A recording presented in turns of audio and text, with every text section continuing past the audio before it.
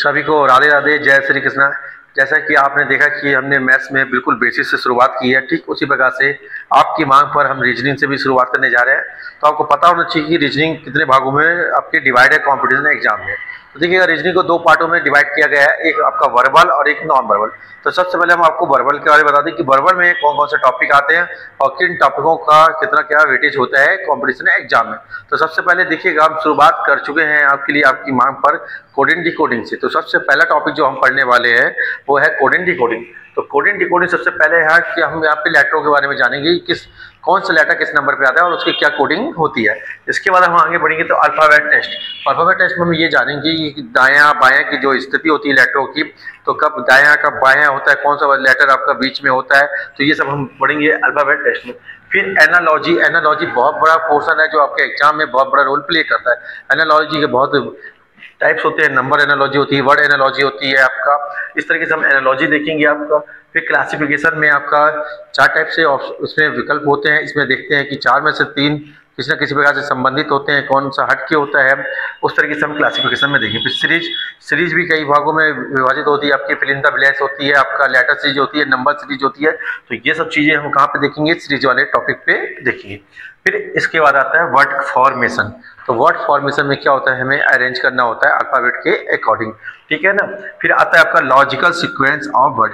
तो यहाँ पे क्या होता है आपका, इस 2 प्रकार से हम इसमें जो वर्डों को अरेंज करते हैं, या तो आरोही क्रम में या तो अवरोही क्रम में। इसको जमाते हैं, उसके हिसाब से हम इसमें आंसर देते हैं। इस टॉपिक में हम देखेंगे कि कैसे वर्ड को आरोही या अवरोही क्रम में सेट करते हैं।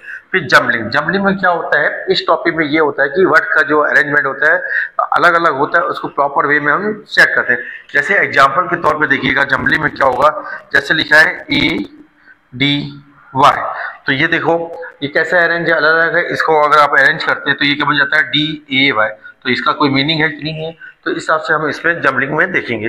फिर मिसिंग नंबर में, मिसिंग नंबर में क्या होता है कि आपको जैसे मान लो सर्कल दिया हुआ है, आपका स्क्वायर दिया हुआ है, इस टाइप से पैटर्न आपने देखा होगा, ठीक है। तो यहाँ पे नंबर दिए होते हैं, कोई ना कोई नंबर मिस होता है, तो किस आधार पे कैसा नंबर मिस है तो उसको हमें फिल करना होता है। तो ये सब हम किसमें देखते हैं, मिसिंग नंबर में देखते हैं। फिर वेन डायग्राम। तो वेन डायग्राम भी आपका देखिएगा, वेन डायग्राम में आपका अलग अलग डायग्राम बनते हैं, उसमें क्या कंडीशन दी हुई है उसके हिसाब से हम किसमें देखते हैं, वेन डायग्राम में देखते हैं। तो ये भी बहुत इंपॉर्टेंट टॉपिक है आपका वेन डायग्राम, ये एग्जाम में आपके पूछा ही जाता है। वेन डायग्राम के बाद आते हैं हम डाइस में। डाइस में आपका 3-4 स्थितियां आती हैं, वो 3-4 स्थितियों के बारे में हम डाइस में पढ़ेंगे। फिर इनइक्वालिटी है आपका, बहुत इंपॉर्टेंट टॉपिक है। इसको हम पढ़ने वाले हैं दरवाजा वाले पैटर्न से, कि हम बताएंगे आपको कि दरवाजे वाला पैटर्न क्या होता है, वो आपको इनइक्वालिटी में देखने को मिलेगा। फिर इसके बाद आता है आपका डायरेक्शन टेस्ट। तो डायरेक्शन टेस्ट में हमें देखना होता है कि रामू हमारा जो है आपका कब उत्तर दिशा में जा रहा है, कब दक्षिण दिशा में जा रहा है, कब पूर्व दिशा में जा रहा है, कब पश्चिम दिशा में जा रहा है। तो ये सब रामू को हम चलाएंगे और देखेंगे कैसा वो किस दिशा में जा रहा है। तो ये सब आपको दिखाया जाएगा क्या डायरेक्शन। फिर कैलेंडर, तो किस वर्ष का कैलेंडर समान होगा, ठीक है। और कैलेंडर के क्वेश्चन भी बहुत ज़्यादा पूछे जाते हैं, तो कैलेंडर देखेंगे। फिर इसके बाद आपको क्लॉक, क्लॉक में आपको देखना होगा, ठीक है। फिर आपका आता है रैंकिंग एंड ऑर्डर टेस्ट, ठीक है। ये भी बहुत बड़ा टॉपिक है आपका, कि दाएं से स्थिति पूछता है, बाएं से स्थिति पूछता है, क्रम पूछेगा आपका।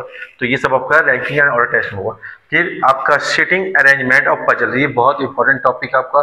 सीटिंग अरेंजमेंट मतलब बैठक व्यवस्था, तो यहाँ पे बैठने की व्यवस्था देखी जाएगी आपकी। और पजल में आपका जैसे सोमवार से लेकर शनिवार तक, ऊपर से लेकर नीचे तक इनको बैठाना होता है, ये सब चीजें अपन पजल में देखेंगे। फिर इसके बाद आता है स्टेटमेंट अजम्पशन, फिर स्टेटमेंट एंड कंक्लूजन, फिर इसके स्टेटमेंट आर्ग्यूमेंट, ये सब एक ही ये मिलते जुलते टॉपिक है, थोड़ा थोड़ा सा इसमें अंतर होता है, तो इसको बहुत अच्छे से समझेंगे। फिर आता है डाटा सफिशिएंसी, जो आपका बहुत ज़्यादा पूछा जाता है एग्जाम में।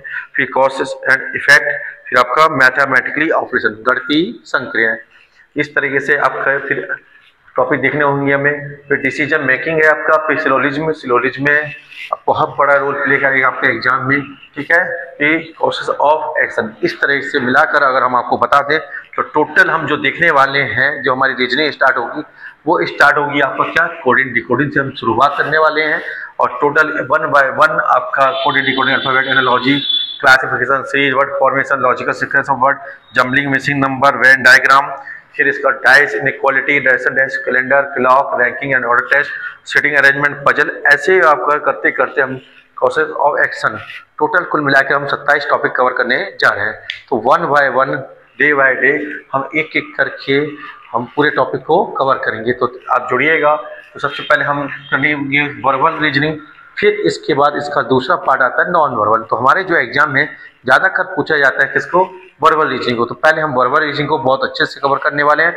जैसे ही हमारा वर्बल रीजनिंग कंप्लीट होगा उसके बाद हम जाएंगे नॉन वर्बल रीजनिंग में। तो नॉन वर्बल रीजनिंग में हम आपको बता दें कि कुछ ही टॉपिक को बहुत अच्छे से पढ़ना होता है नॉन वर्बल में। तो सबसे पहला टॉपिक जो है आपका काउंटिंग ऑफ फिगर है, फिर दूसरे नंबर में आता है मिरर एंड वाटर इमेज आता है, फिर पेपर कटिंग एंड फोल्डिंग आता है, फिर एम्बेडेड डायग्राम आता है आपका। इस तरीके से कुछ टॉपिक हैं जो आपका उसमें पढ़ना होता है। तो पहले हम सबसे पहले अगर कवर करेंगे तो वर्बल, जो कि सबसे ज़्यादा एग्जाम में पूछा जाता है। जैसे हमारा वर्बल रीजनिंग कंप्लीट होगा फिर हम चले जाएंगे किसकी तरफ, नॉन वर्बल रीजनिंग की तरफ। तो पहले शुरुआत हम करने जा रहे हैं वर्बल रीजनिंग। तो जुड़िएगा, कल से इसकी शुरुआत होने जा रही है। तो देखिएगा, सबसे पहले हम शुरू करेंगे कोडिंग डिकोडिंग से। तो हम और आप मिलकर बहुत ही प्यारे ढंग से रीजनिंग की शुरुआत करते हैं और हम देखेंगे कि रीजनिंग कैसे सीखी जाती है। तो आइए, ये हम और आपके साथ के बिना संभव नहीं है। जैसे ही आप साथ देंगे बाकी हम प्रयास करेंगे और बहुत ही जल्दी हम पूरी रीजनिंग को सीख लेंगे। क्लियर है बात का? तो आप सभी लोग बस मन लगा के तैयारी कीजिएगा, बाकी हम अपनी तरफ से पूरा प्रयास करेंगे आपको रीजनिंग सिखाने का। सभी लोग अपना ख्याल रखिएगा। सभी को राधे राधे, जय श्री कृष्ण।